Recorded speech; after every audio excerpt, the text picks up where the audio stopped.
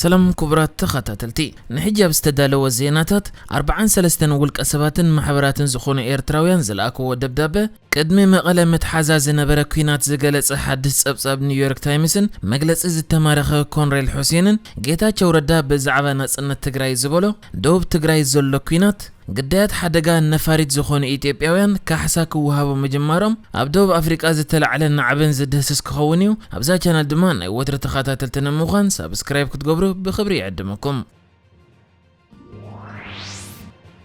ولك سبات بوليتيكاويان محبراتن سيفيلاويان محبراتن زركبوم 43 إيرتراويان نوانا صحفي ودو حورات هاجرات أنتونيو غوتيريش بريزيدنت بيت مغرب أو مسالات ودو حورات هاجرات نزهت شمانا كهان وانا صحفي حبرات أفريقيا موسى فكي لعلواي كوميشنر لعلواي تتصوع سدتنياتات ودو حورات هاجرات فريبو غراندي قوامة وكالة هاجرة فرنسا أو ودو حورات هاجرات نيكولاس ريفيري بريزيدنت كأيح مسكال بيتا وماوروري كوميشنرات سب أو مسالات حبرات أفريقيا جيميسينا كينغن ميتفورد زكاريان زغن دبدب ليهم زوم بستفلاليه محبرات تطرنفو كمدما بقولهم بستفلاليه بوليتيكاون زي بوليتيكاون نتفتات زنقاسقوس إيرتراويان ابتي نابزوم سبسلطان ليهم زلو دبدبه اتني إيرتراز تمزز فولي ريبورتر ودو حورات هاجرات اب إيرتراز تلوط سلازيله زلو مزنت نتوسخ عمد كوسخلون بدل زفصمو سبسلطان إيرترا دما زحتتلو بايتا كفطر صويعم زوم إيرتراويان ابت دبدبيهم حزب إيرترا اب عام 1991 جغننتاو قال سدحر مكياد ناصنتو كمستوغنا صفه دحر مغلاص بدحر زغن ابت هاجر بسياسه فرق زمرح منغستي بدلات كم زفصمه كابت هاجر كاب بزح زلو سدتنيا يفلفل كم زلو يمغليصم بجكا زون سراويت إيرترا مسراويت إثيوبيا خوينو اب تግራይ ዝገበሮ በደላቱን ጽብጽበሚዮም እዞም 43 ኤርትራውያን በጀካቴና ኤርትራ ፉሊ ሪፖርተር ዘመነ ስልጣኖ ከናዋህ ምሕታት ቤት መግረጽ ጸታ ወደ ሁራት ሀገራት ጉዳይ ኤርትራን ናብ ላዕለዋይ ዓቃቢ ዓለም ለኻው ቤት ፍርድ ገበነኛታት ከሰጋግር ቆምድማ ኣብ ልዕሊ ሰብ መዚ ኤርትራ ዕላማ ዝገበረ ናይ መገሻን ዝውነነ ንብረትን እገዳ ክግበር የምጽውዓም ዘለው በጀካዚ ላዕለዋይ ተጸዋዒ ወደ ሁራት ሀገራት ነቶም ኣብ ትግራይ ኣብ ማዓስከራት ዓዲ ሓሪሽን ማይ ዓይንን ዘለው ኤርትራውያን ስደተኛታት ውሕስነቶም ከረጋገጽን ናብ ሳልሰይቲ ውሕስነት ዝረኽቡሉ ሃገር ከሰጋግሮምን ውን ጸውዓም ኣለው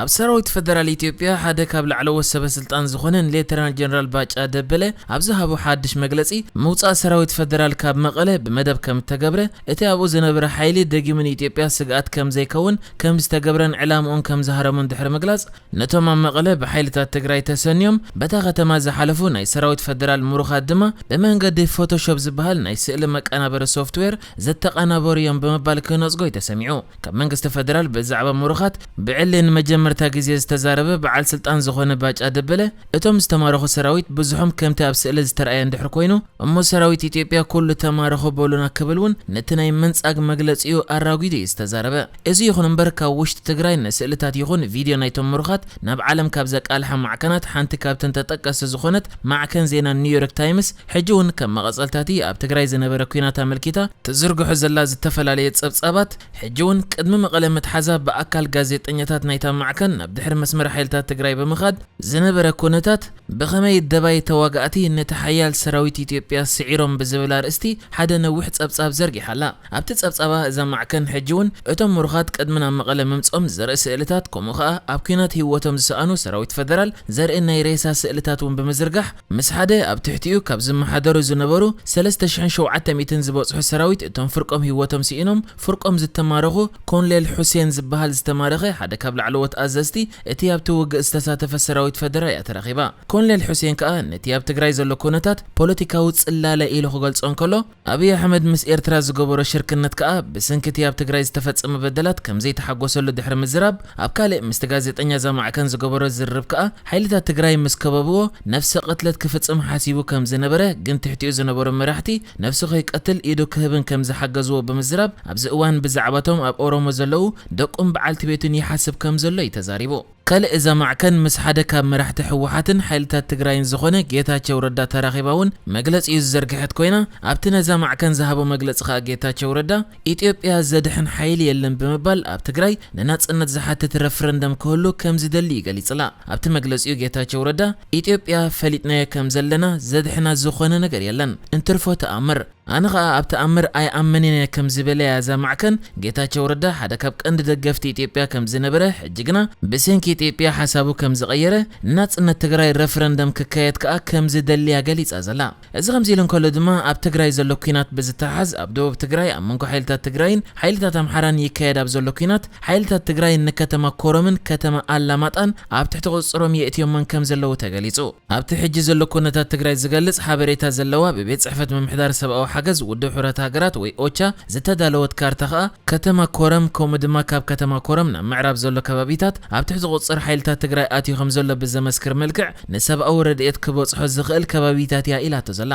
ነዚ ኩናት ኣመልኪቱ እውን ጌታቸው ረዳ ሎሚ ምስማዕ ከን ዜና ሮይተርስ ኣብ ዝገበሮ ርክብ ኮረም ኣብ ትሕቲ ሙሉእ ቁጽር ሓይልታት ትግራይ ኣትያ ከም ዘላ ድሕሪ ምሕባር ሓይልታት ትግራይ ክሳብ ቅድሚ እዚ ኩናት ዝነበረ ግዝኣት ትግራይ ኣብ ትሕቲ ቁጽሮም ዘእትዉ ክቕጽሉ ምዃኖም እውን ኣፍሊጡ ነይሩ እዩ ድሕሪ እዚ ቃለ ምሕተት ዝተፈላለዩ ምንጭታት ከም ዝሓበርዎ ኣብ ዝሓለፈ ቀረባ ሰዓታት ሓይልታት ትግራይ ንከተማ ኣላማጣ ከም ዝኣተዉ ክገልጹ እንከለዉ ሓይልታት ኣምሓራን ሰራዊት ፌደራልን ድማ ካብቲ ከባቢ ብብዝሒ ክወጹ ከም ዝተረኣዩ ተገሊጹ ኣሎ እታ 737 ማክስ ተባሂላ ትፍለጥ ኣብ ኢንዶኔዥያን ኢትዮጵያን ኣስታት 346 ሰባት ዝሞቱላ ነፋሪት ብዝምልከት ኣብ ልዕሊ ሰራሒት እታ ነፋሪት ዝኾነት ትካል ቦይንግ ክስ ተላዒሉ ድሕሪ መጽናሕ ኣብዚ እዋን ግዳያት ካሕሳ ክቕበሉ ጀሚሮም ከም ዘለዉ ተገሊጹ ሓደ ሪቤክ ሎው ቻርተርድ ዝበሃል ንኣስታት 9 ካብቶም ግዳያት ወኪሉ ክጣበቕ ዝጸንሐ ናይ ሕጊ ትካል ዕላው ገይሩ ኣብ ዘሎ ዜና ኸኣ ኣብ 2018 ከምኡ ድማ ኣብ 2019 ግዳያት ናይ ሓንቲ ነፋሪት ማለት 737 ማክስ ዝኾነ ዜጋ ስድራ ቤቶም ካብቲ ብትካል ቦይንግ ክኽፈል ስምዕ ዝተገብረሉ $500 ሚልዮን ካሕሳ ክኽፈሉ ጀሚሮም ከም ዘለዉ ኣፍሊጡ እዚ ትካል ኣውፂኡ ኣብ ዘሎ መግለጺ ንመብዛሕትኦም ስድራ ቤት ግዳያት እዚ ሕጂ ዝኽፈል ገንዘብ ነቲ ኣልዒሎሞ ዝጸንሑ ክሲ ዝዓጽዩ ክብል ኣብ ኢትዮጵያ ከምኡ ድማ ኣብ ኢንዶኔዥያ ግዳያት ናይ ዝኾነ ዜጋታት ስድራ ቤት ካሕሳ ክኽፈሉ ጀሚሮም ከም ዘለዉ ይሓቢሩ ቅድሚ 3 ዓመታት ኣብ ዓመት 2019 ካብ ኣዲስ ኣበባ ተበጊሳ ናብ ኬንያ ናይሮቢ ኣቕኒዓ ዝነበረት ነፋሪት ርሑቅ ከይከደት ኣብ ኢትዮጵያ ወዲቓ ድሕሪ ምድምሳሳ ኣመትና ዝነበሩ 149 ተሳፈርቲ ህይወቶም ክስእኑ እንከለዉ ካብኦም እቶም 32 ኬንያውያን ዜጋታት እዮም ነይሮም ኣብ ዝሓለፈ ሰሙን ከኣ እቶም ኬንያውያን 327 ሚልዮን ሽልን ናይ ኬንያ ክወሃቡ ብምስምምዖም ነቲ ኣልዒሎሞ ዝጸንሑ ክሲ እዮም ሰሪዞም እዚ ይኹን እምበር እቶም ኢትዮጵያውያን ነቲ ክሲ ድሕሪ ምቕጻሎም ሕጂ ካብቲ ናይ ኬንያውያን ካሕሳ ብዕስፍታት ዝዛይድ ማለት $500 ሚልዮን ወይ ድማ 53.9 ቢልዮን ሽልን ናይ ኬንያ ካሕሳ ክወሃቡ እዮም ጀሚሮም ዘለዉ ከም ዝፍለጥ መንግስቲ ኣሜሪካ እታ ዝወደቐት ነፋሪት ካብ ሰራሕታ ማለት ቦይንግ ብዘጋጠመ ጸገም ከም ዝወደቐት ምሰረጋገጸ ትካል ቦይንግ ንመንግስቲ ኣሜሪካ ገንዘብ ክኸፍል ተሰማሚዑ እቲ ካሕሳ ኸኣ ካብዚ ገንዘብ ክኸፈል ከም ዝኾነ ተገሊጹ ኣሎ